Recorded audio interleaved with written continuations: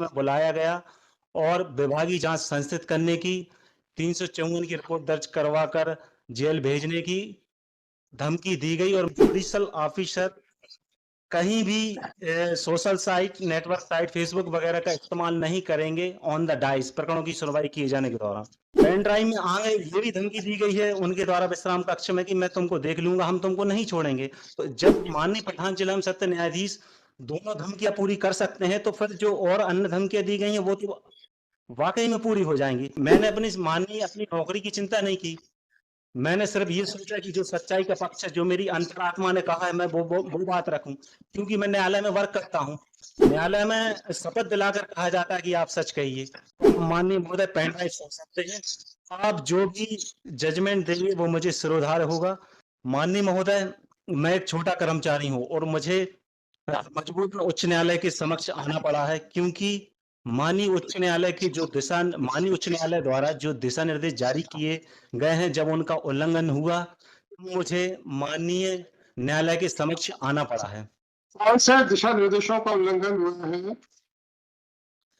मेरा स्थानांतरण दिनांक 27/6/23 को प्रथम जिले में अतिरिक्त सत्र न्यायाधीश नरसिंहपुर की न्यायालय से श्रीमान तृतीय जिले में अतिरिक्त सत्र न्यायाधीश श्रीमती सुचित्रा श्रीवास्तव की न्यायालय में साक्ष्य लेखक के पद पर हुआ था।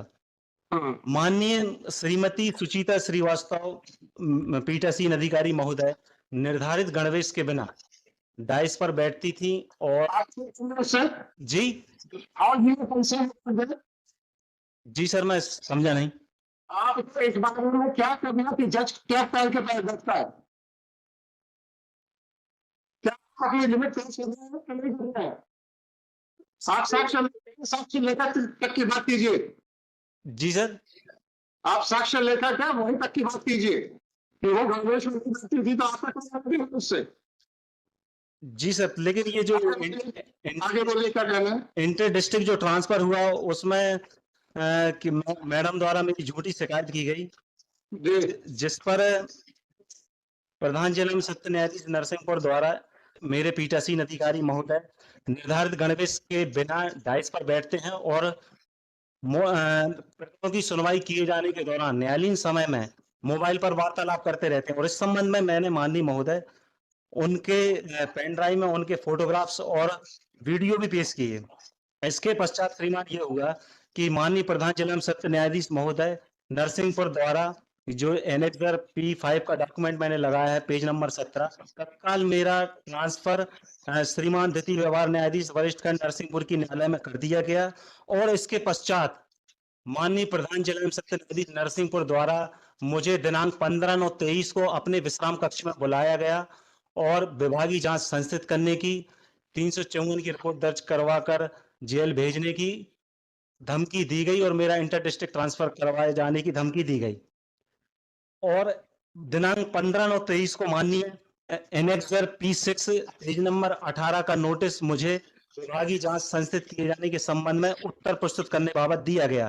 तब मेरे द्वारा माननीय एनेक्सर P7 पेज नंबर 20 का जवाब माननीय प्रधान जिला सत्र न्यायाधीश महोदय नरसिंहपुर को प्रेषित किया गया, जिसमें माननीय उच्च न्यायालय जबलपुर द्वारा जो दिशा निर्देश जारी किए गए हैं, जो कि संलग्न है 1 2 3 4 5, ये 5 मैंने सर्कुलर उसमें लगाए और इसमें माननीय मध्य प्रदेश उच्च न्यायालय द्वारा स्पष्ट दिशा निर्देश प्रसारित किए गए हैं कि जुडिशियल ऑफिसर जब डाइस पर बैठेंगे तो उसकी आप कंडीशन नंबर 1 देखेंगे, उसमें स्पष्ट लिखा है कि जुडिशियल ऑफिसर डाइस पर मोबाइल कैरी नहीं करेंगे और डाइस पर मोबाइल फोन का इस्तेमाल नहीं करेंगे।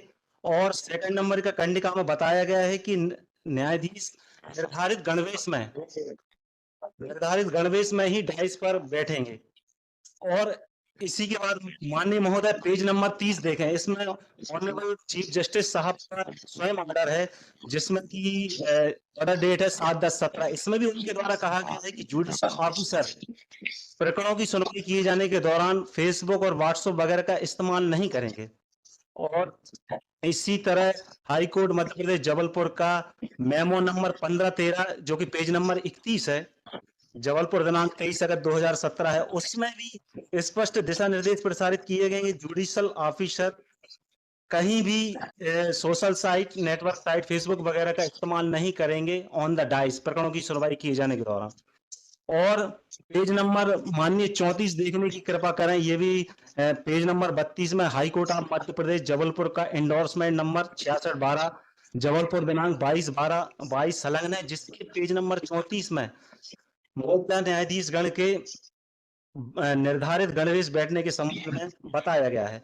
माननीय महोदय, जब मेरे द्वारा उक्त सभी हाई कोर्ट के दिशा निर्देशों की प्रतियां सहित अपना स्पष्टीकरण का जवाब प्रस्तुत किया गया, तो माननीय प्रधान जिला एवं सत्र न्यायाधीश नरसिंहपुर मुझसे नाराज हो गए और उनके द्वारा विभागीय जांच संस्थित करने की धमकी दी गई और इंटर डिस्ट्रिक्ट ट्रांसफर करवाए जाने की भी धमकी दी गई। और इसी क्रम में 15/9/23 की धमकी के अग्रसर में उनके द्वारा विभागीय जांच भी संस्थित करा दी गई, जो कि वर्तमान में क्रमांक है 1/23। और इसी क्रम में आप देखिए श्री मेरा इंटर डिस्ट्रिक्ट ट्रांसफर भी हो गया है। उनके द्वारा माननीय प्रधान जिला एवं सत्र न्यायाधीश नरसिंहपुर द्वारा जो धमकियां दी गई थी, वो पूरी धमकियां पूरी हो गई हैं और 9.5 मिनट की उसमें रिकॉर्डिंग है और भी धमकियां दी गई हैं। जब माननीय, और ये जो पेन ड्राइव मैंने संलग्न की है, ये एनेक्स P9 है, पेज नंबर 41 पर लगी हुई है। अब हमारा माननीय इसमें निवेदन ये है, जब मैंने मेरे पीठासीन अधिकारी द्वारा न्यायालय की गरिमा के प्रतिकूल किए जा रहे व्यवहार के संबंध में जब माननीय प्रधान जिला एवं सत्र न्यायाधीश महोदय नरसिंहपुर को अवगत कराया, उनका ये दायित्व बनता था कि जब मैंने उनके फोटोग्राफ्स और वीडियो पेश किए तो वो भी, और जब हाईकोर्ट के सर्कुलर भी लगे थे, तब तो उनका ये कर्तव्य था कि वो भी संबंधित पीठासीन अधिकारी से इस संबंध में स्पष्टीकरण लेते, या उनके पावर में नहीं था तो इस संबंध में माननीय हाई कोर्ट को सूचित करते। लेकिन उनके द्वारा अपने अधिकारी का पक्ष लेते हुए सिर्फ मेरे ही विरुद्ध कार्रवाई की गई। तब मेरे द्वारा माननीय मुख्य न्यायाधिपति महोदय मध्य प्रदेश उच्च न्यायालय जबलपुर को एनेक्स P8 पेज नंबर 36 जो है, उसमें मैंने अपने पीठासीन अधिकारी की शिकायत की और जो उनके द्वारा न्यायालय की गरिमा के विपरीत कार्य किया जा रहा था, उस संबंध में बताया गया। और ये भी बताया गया कि संबंधित प्रधान जिला एवं सत्र न्यायाधीश नरसिंहपुर द्वारा संबंधित न्यायाधीश से कोई स्पष्टीकरण नहीं दिया गया, वरन मेरे ही ऊपर कार्रवाई की गई है। और इसी एनेक्सर में पेज नंबर 38 देखने की आप श्रीमान कृपा करें, क्योंकि मैंने माननीय मुख्य न्यायाधिपति महोदय को इस 22/11/23 के लेटर में ये अवगत कराया है कि माननीय प्रधान जिला एवं सत्र न्यायाधीश महोदय द्वारा अपने विश्राम कक्ष में मुझे सर इस प्रकार की जो धमकी दी गई और उनके द्वारा जो अग्रसर में जो विभागीय जांच संस्थित की गई है और इंटर डिस्ट्रिक्ट ट्रांसफर करवाया गया है।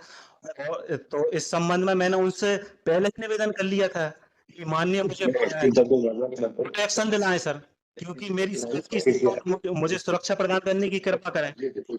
और उसके पश्चात श्रीमान मैं हाई कोर्ट बहुत पहले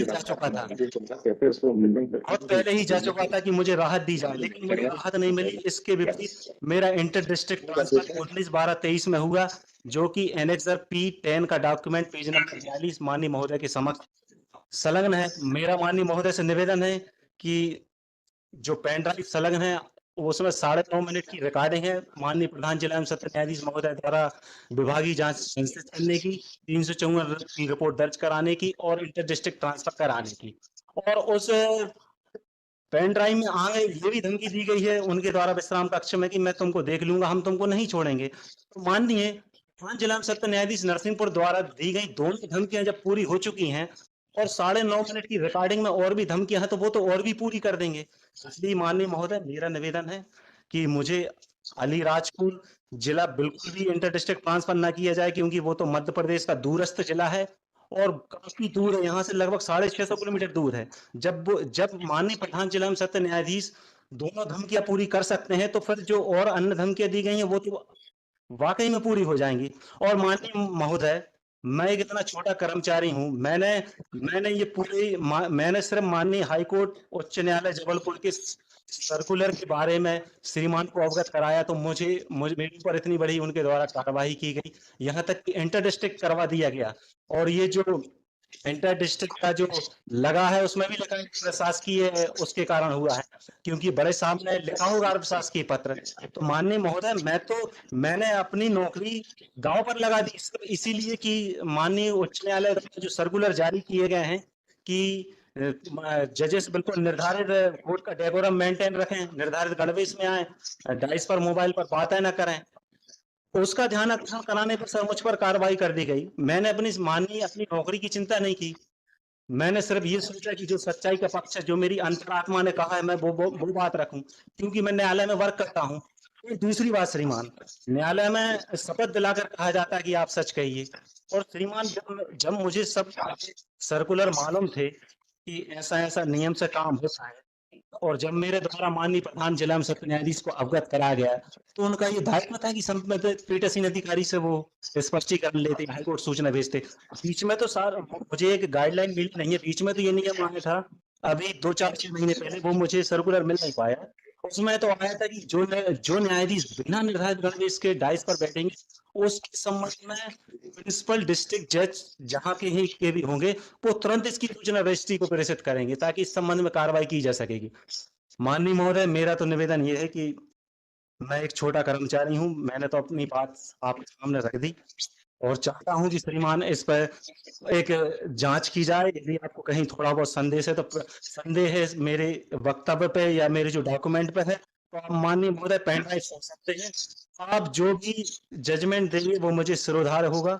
बस निवेदन ये है कि श्रीमान, अभी जब तक इस पर पूरा जांच नहीं होती है, अलीराजपुर जिला मेरा ना किया जाए। मेरे दोनों छोटे बच्चे नरसिंहपुर में अध्ययनरत हैं, और मेरे वृद्ध माता पिता की भी देख रेख करना है।